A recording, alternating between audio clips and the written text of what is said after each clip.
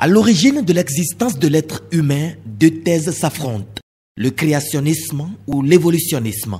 Mais l'une et l'autre s'accordent à reconnaître que l'homme naît, grandit, se reproduit, vieillit et meurt sur Terre. Ce parcours ne saurait se réaliser sans les quatre éléments, l'eau, l'air, le feu et la terre, des éléments que les spiritualistes assimilent au vaudou. Nous représentons Dieu sur la terre et nous cherchons l'harmonie, l'équilibre des quatre éléments en nous-mêmes d'abord. L'élément terre, l'élément eau, l'élément feu, l'élément air, c'est en nous. Le vaudou, c'est en nous. L'échange que l'homme fait avec l'univers, qui est le macrocosme, c'est à travers ces éléments.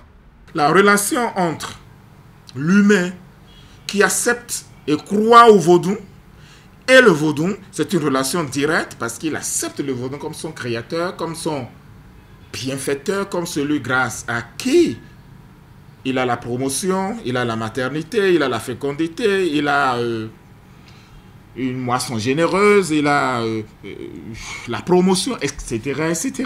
Mais comment arriver à se connaître de signes? C'est la divinité Fa qui peut te dire que toi là, tu viens de Torosso. Parce que c'est l'eau qui a dominé ton esprit. L'autre dit que tu viens de Dan parce que c'est l'air qui est la force que ton esprit a. L'autre peut dire que tu es de Sakpata parce que c'est la terre, l'élément terre qui domine chez toi. L'autre dit que tu es Rebioso parce que c'est l'élément feu qui peut vivre sans ces quatre éléments. Donc nous sommes tous vaudous. Quand on a envoyé l'aveugle à Jésus, par quel mot il a guéri? Il dit « Ephata », ouvre-toi toi-même.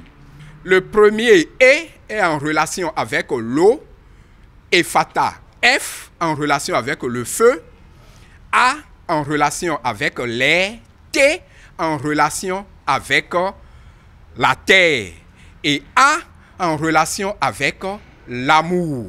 La synthèse des éléments, c'est l'amour. La relation entre l'homme et le vaudou peut alors contribuer à impulser le développement. Comment nous autres Béninois, nous nous saisissons de cette dimension profane, pas rituelle, pas initiatique, pas sacrée, mais de cette dimension séculière, cette dimension profane pour offrir au monde ce que nous avons de plus cher, ce que nous avons de plus vrai, ce que nous avons de plus profond, c'est vers le vaudou.